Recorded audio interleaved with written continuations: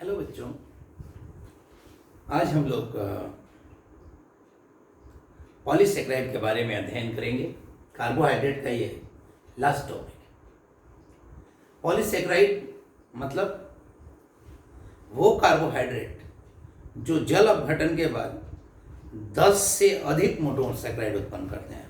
हम लोगों ने 3 कैटेगरी बनाया था जल अपघटन की वजह से। एक बताया था मोनोसेकेराइड जो सरलतम कार्बोहाइड्रेट होते थे, जिनको और छोटे कार्बोहाइड्रेट में तब्दील नहीं किया जा सकता था। दूसरा हमारे पास था क्या? दूसरा था हमारे पास ओलिगोसेकेराइड, जिसमें 2 से 10 मोनोसेकेराइड उत्पन्न होते थे। और तीसरा था पॉलीसेकेराइड, जिसमें 10 से अधिक मोनोसेकेराइड उत्पन्न होते थे। तो आज हम तीसरे वाले की बात करेंगे, पॉलीसेकेराइड के बारे में। पॉलीसेकेराइड अपने पास 3 पढ़ने हैं। एक है सेलुलोज, ग्लाइकोजन और starch. Cellulose, glycogen, starch. Dextrin वगैरह भी होता है, वो अपने सिलेबस में है नहीं, लेकिन ये 3 इन्वॉल्व है अपने यहाँ। तो सबसे पहले हम लोग अगर पॉलीसेकेराइड की बात करें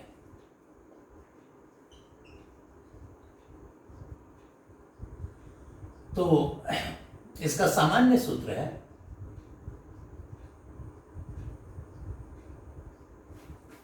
C6H10O5 का है।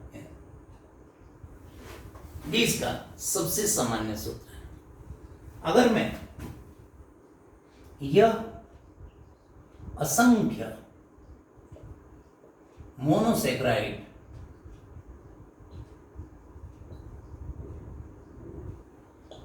से बना होता है,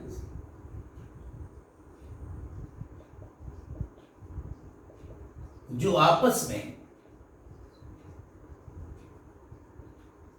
ग्लाइकोसिडिक आबंध से जुड़े होते हैं। ग्लाइकोसिडिक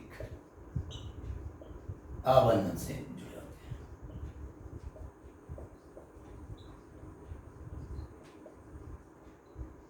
अच्छा, एक बात समझिएगा, ये रंगहीन, स्वाद रहित,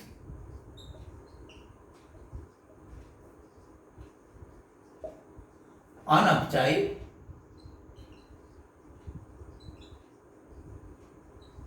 शर्करा, जल में अघुलनशील,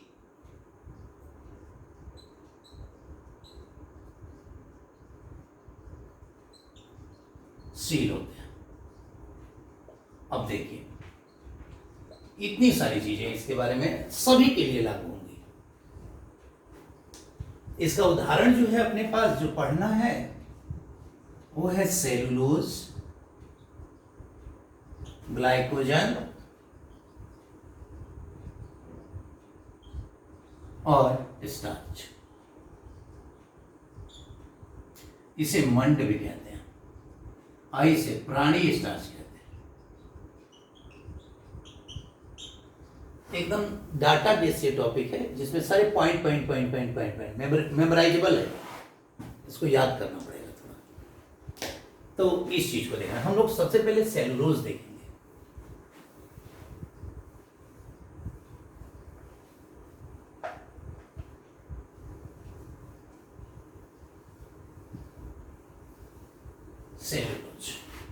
सेलुलोज जो होता है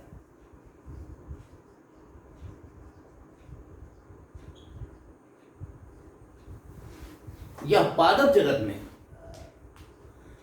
सर्वाधिक पाया जाने वाला कार्बनिक पदार्थ है। यह पादप जगत में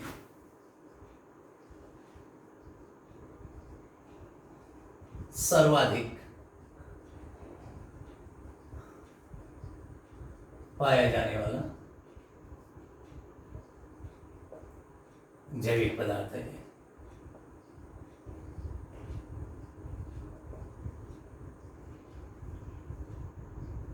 अच्छा, कॉटन जो होता है ना, कॉटन में 90% आपका सेलुलोज है।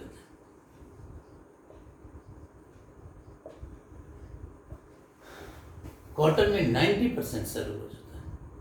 आपके पास जो ये लकड़ी होता है, लकड़ी 50% सेलुलोज होता है।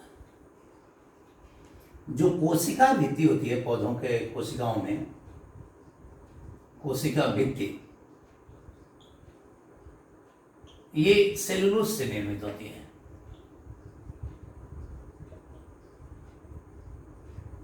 से बनी होती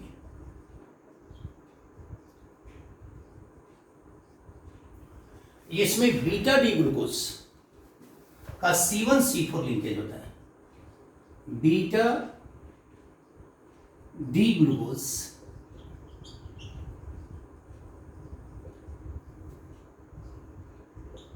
का C1C4 आबंध उपस्थित होता है, ग्लाइकोसिडिक आबंध होता है।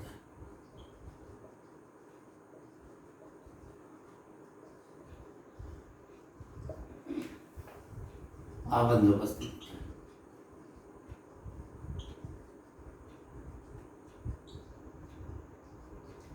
अब ये देखिए, ये सेलुलोज की स्थिति है कि इसका मॉलिक्यूलर मास बहुत अधिक होता है, पर 50,000 यूनिट से 5 लाख यूनिट का होता है। इसका आणविक द्रव्यमान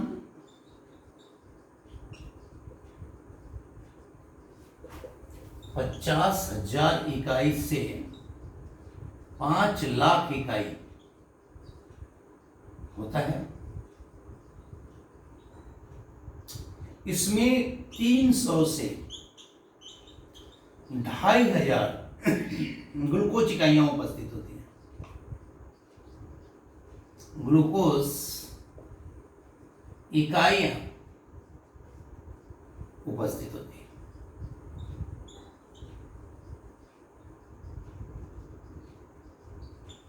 यानी 300 से लेके 2,500 ग्लूकोज इकाई उपस्थित होता है इसमें।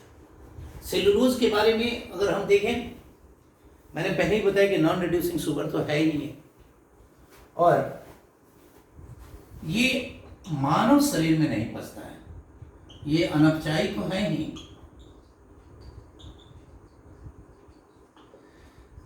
और इसका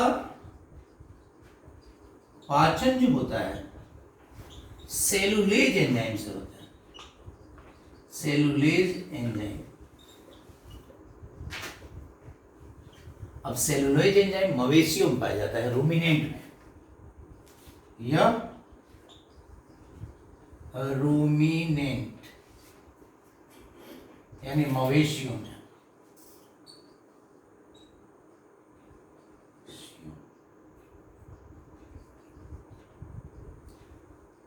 पाया जाता है।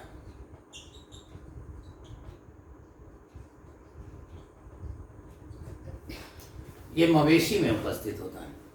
तो सेलुलोज का जो उपयोग देखिएगा तो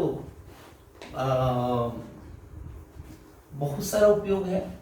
सबसे ज्यादा उपयोग तो आप देख लीजिए कि कागज यानी पेपर इंडस्ट्री में सेलुलोज का उपयोग है।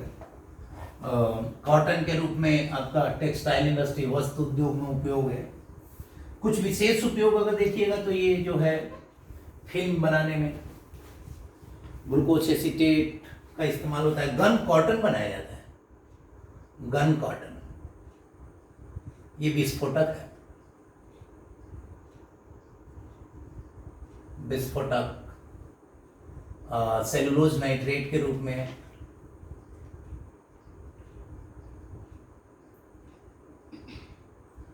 नाइट्रेट, सेलुलोज एसीटेट इत्यादि बहुत सारा उपयोग है, आदि में इसका इस्तेमाल किया जाता है। अगला बचा ग्लाइकोजन। ग्लाइकोजन जो है प्राणी स्टार्च जिसको कहते हैं हम लोग,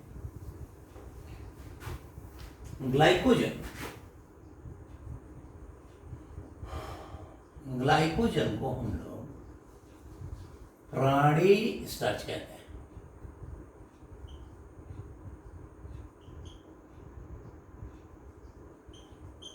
यानी एनिमल स्टार्च। अब ये देखिए, वो आपका बीटा डी ग्लूकोज का बना होता है, ये अल्फा डी ग्लूकोज का बहुलक होता है। उसमें बीटा डी ग्लूकोज उपस्थित है और इसमें क्या होगा, alpha D glucose. Alpha D glucose का बहुलक ये जो है हमारे शरीर में संरक्षित भोजन के रूप में उपस्थित होता है। शरीर में संरक्षित भोजन के रूप में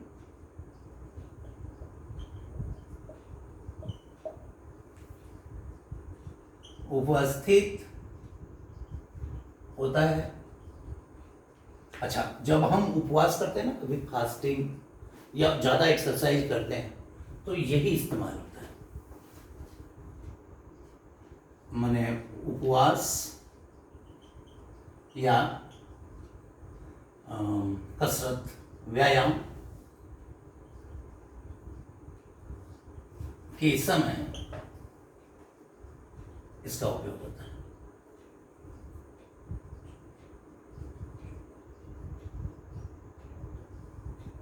उपयोग होता है। अच्छा, एक और बात जानिए इसके बारे में। इसकी जो संरचना होती है ना, वो एमिलोपेक्टिन से मिलती जुलती है, लेकिन इसकी जो शाखाएं होती हैं उससे छोटी होती हैं और सघन होती है। मतलब इसकी संरचना जो होती है एमिलोपेक्टिन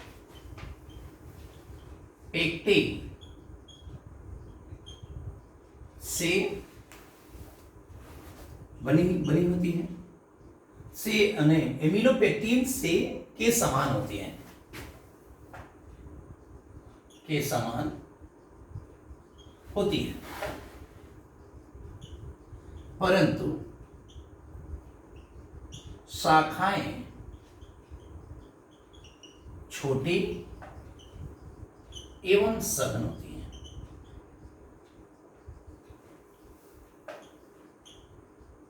अब ये देखिए कैसे।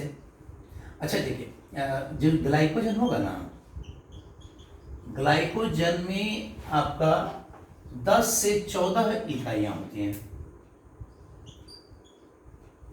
किसकी? वही अल्फा डी ग्लूकोज की। और उसमें किसमें? एमिलोपेक्टिन में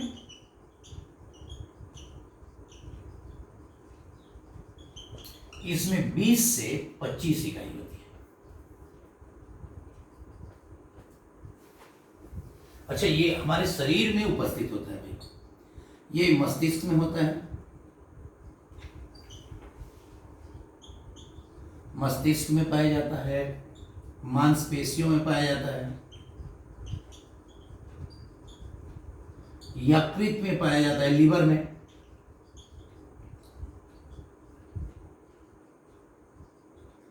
और ईस्ट में पाया जाता है। ईस्ट माने बेटा खमीर बोलते हैं, दही वगैरह में, और कवक में, फंगस में, यानी फंगस में इत्यादि में इसकी उपस्थिति होती है ग्लाइकोजन की।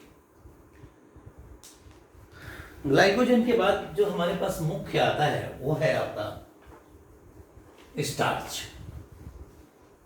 अब देखिए, स्टार्च जो है पौधों में संरक्षित भोजन के रूप में उपस्थित है। हमारे शरीर में होता है ग्लाइकोजन, और पौधों में क्या होता है?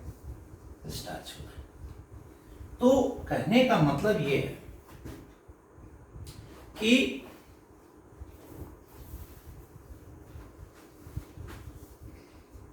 स्टार्च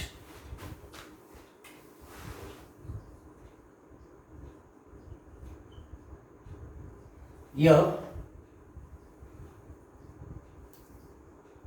पौधों में संरक्षित भोजन के रूप में उपस्थित होता है। ओके, ओके, पौधों में संरक्षित भोजन के रूप में उपस्थित होता है, नंबर 1। नंबर 2 बात यह है कि यह ऊर्जा का, माने हमारे लिए, प्राणियों के लिए ऊर्जा का मुख्य स्रोत है। अतः यह हमारे आहार का मुख्य अवयव होता है। यह प्राणियों के लिए या जंतुओं के लिए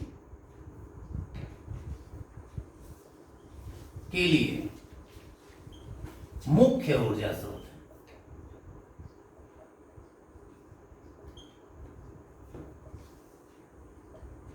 अतः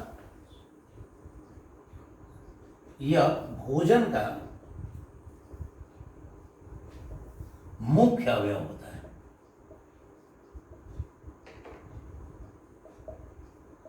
ना। अब इसके बाद देखिए, ठंडे जल में तो अघुलनशील है,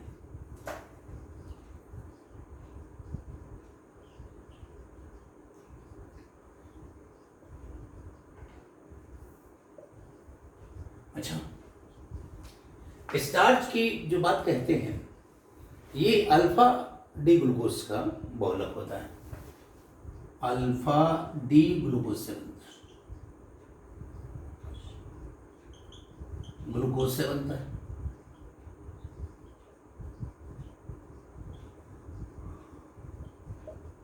लेकिन ये जो अल्फा डी ग्लूकोज है ना, ये संगठित होकर दो संरचनात्मक इकाइयों में तब्दील हो जाता है। एक हो जाता है एमिलोज और एक है एमिलोपेक्टिन।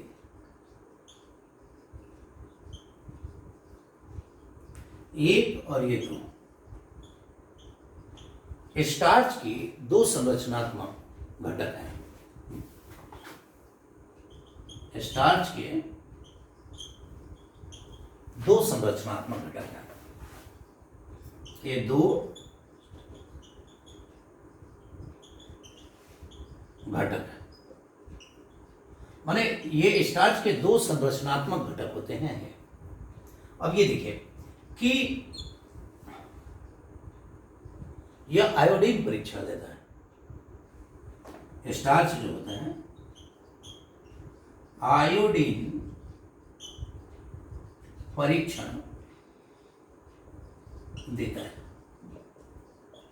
अब ये देखिए, और अर्थात क्या, मतलब स्टार्च में अगर आयोडीन डाला जाए तो ये नीला हो जाएगा, और गर्म करने पर नीला रंग गायब, ठंडा करने पे वापस आ जाता है। यानी गर्म करने पर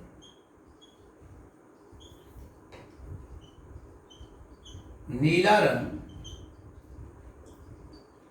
विलुप्त हो जाता है,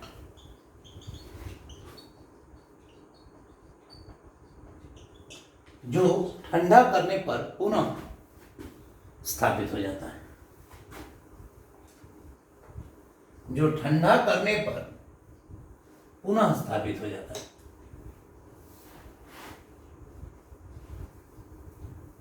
जो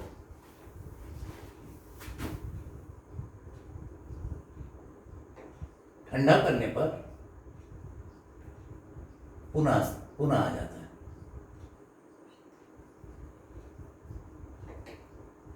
अच्छा, एक और बात देखिए, अगर स्टार्च है ना, यानी C6H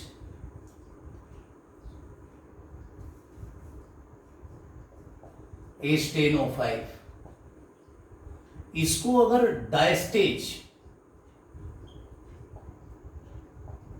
एक एंजाइम होता है, अगर इससे बेटा जी अगर हमने इसको रिएक्ट कराया तो ये माल्टोज बन जाएगा। C12H22O11, और फिर इसको अगर माल्टेज से कर दीजिएगा ना, फिर ये एक एंजाइम है, तो ये C6H12O6 यानी अल्फा डी ग्लूकोज बन जाएगा। ये स्टार्च के बारे में। अब जो दो इसके अवयव हैं उनके अंतर देख लेते हैं थोड़ा सा हम लोग।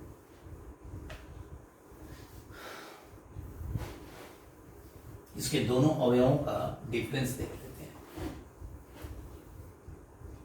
एकदम आसान है ये वाला टॉपिक, मेमोराइजेबल है, याद करने वाला है।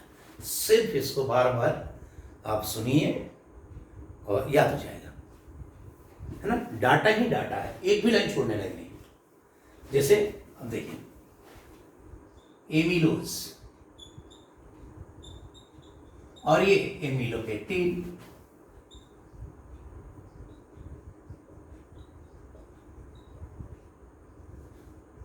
अब देखिए, ये जो है जल में घुलनशील है,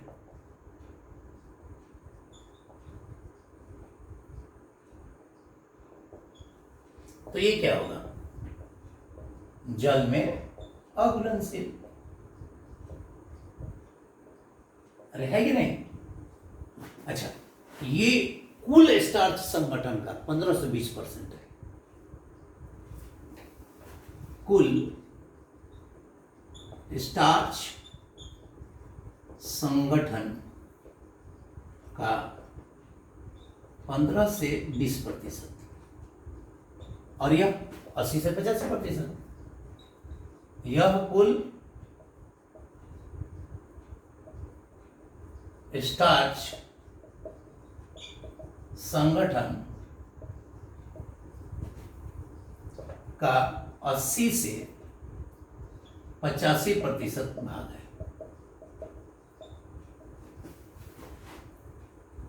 अच्छा, एक और बात देखिए कि यह अशाखित होता है। अशाखित माने सीधा लंबा चेन, यह अशाखित होता है। अशाखित,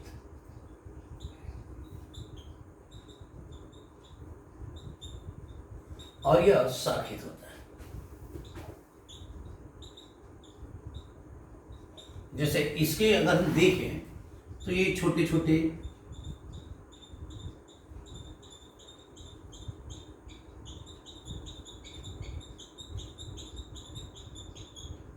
ऐसे बनता चला है, जबकि ये यहां ऐसे बढ़ा, फिर यहां से ऐसे निकल गया, फिर यहां से ऐसे निकल गया, यहां से ऐसे निकल गया, तो फिर यहां से ऐसे निकल गया। ऐसे ऐसे शाखाएं बनता चला जाएगा ऐसा। फिर ये जो है ऐसे ही है, छोटी छोटी शाखाएं बनती रहेंगी। समझ गए कि नहीं बाबू? ऐसे ये है एमिलोपेक्टिन। इसमें क्या होता है कि 200 से लेके 1000 अल्फा डी ग्लूकोज की लंबी श्रृंखला जुड़ती है। इसमें 200 से 1000 अल्फा डी ग्लूकोज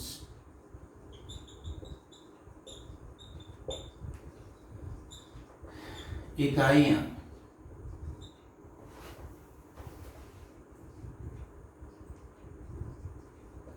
जुड़ती है, और ये C1 C4 ग्लाइकोसिलिका बनाते हैं।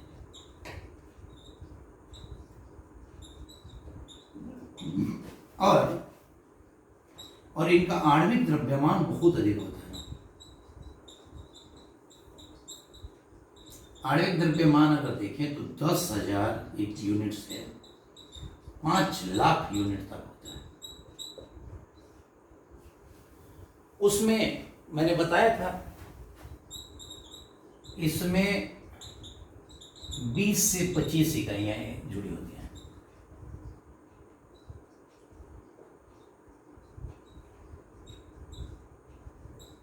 अच्छा, इसमें C1 C4 पे ये चेन बनेगा। ये जो चेन बन रहा है ना, ये वाला चेन, ये बनेगा C1 C4 पे। और ये जो ब्रांच है ना, ये जो साइड ब्रांच माने शाखाएं जो निकलेंगी, शाखाएं,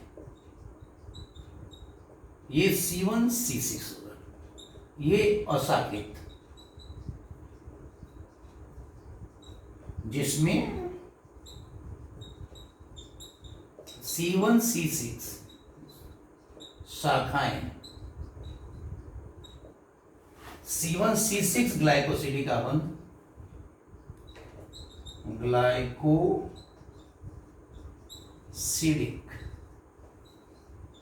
आवंत युक्त शाखाएं होती हैं।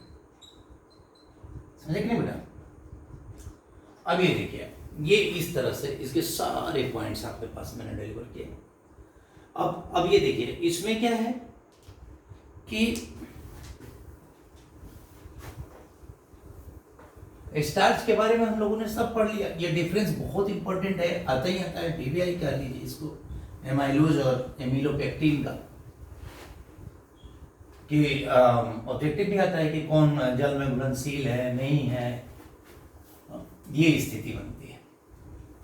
अब ये देखिए महत्व क्या है कार्बोहाइड्रेट का हमारे जीवन में, महत्व क्या है कार्बोहाइड्रेट का महत्व, कार्बोहाइड्रेट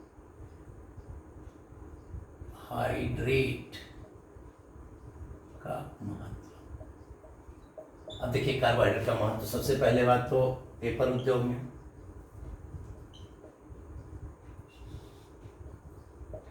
वस्त्र उद्योग में,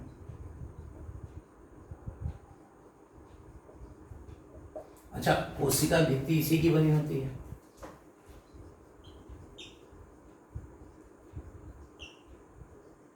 अच्छा एक और बात मैं बताऊं, जो डीएनए और आरएनए होता है ना, न्यूक्लिक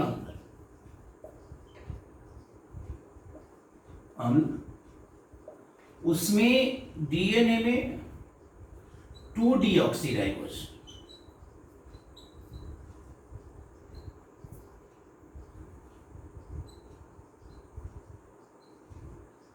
और आरएनए में 2 केवल deoxyribose, 2 ribose, deoxyribose, 2 ribose, D ribose उपस्थित होता है। बेटा एटीपी का नाम आप लोगों ने सुना होगा, एटीपी, एटीपी एडिनो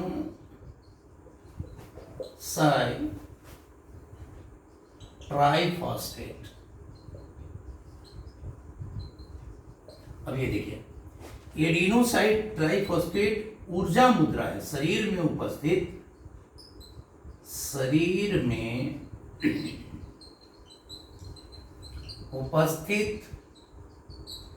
ऊर्जा मुद्रा है, ये शरीर में उपस्थित ऊर्जा मुद्रा है।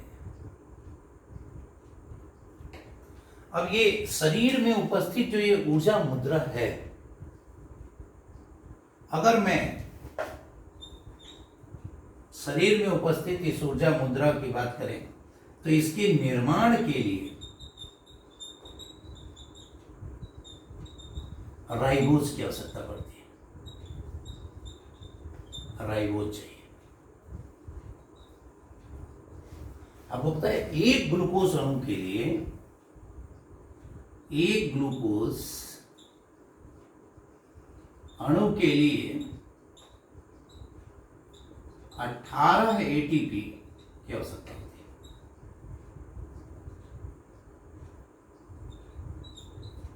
समझे कि नहीं? और इस प्रकार से कार्बोहाइड्रेट जो टॉपिक है जैव अणु का, जो इस चैप्टर का लगभग 60% पार्ट है, जैव अणु का सबसे बड़ा पार्ट यही है, सबसे, इसके बाद प्रोटीन है। तो हम लोग अगला टॉपिक बाकी किसी मतलब विटामिन या प्रोटीन जो भी होगा अगला टॉपिक लेंगे। और यहाँ पे ये पूरा कार्बोहाइड्रेट आपको बैकअप होता है, 10 लेक्चरों में है ये, और इसको ध्यान से बार बार देखिए, इससे जुड़े हुए क्वेश्चन कीजिए। 12th का पूरा, चाहे कॉम्पिटिटिव मोड हो या एकेडमिक मोड हो, सारा इन्वॉल्व है इसमें। Thank you, best of luck.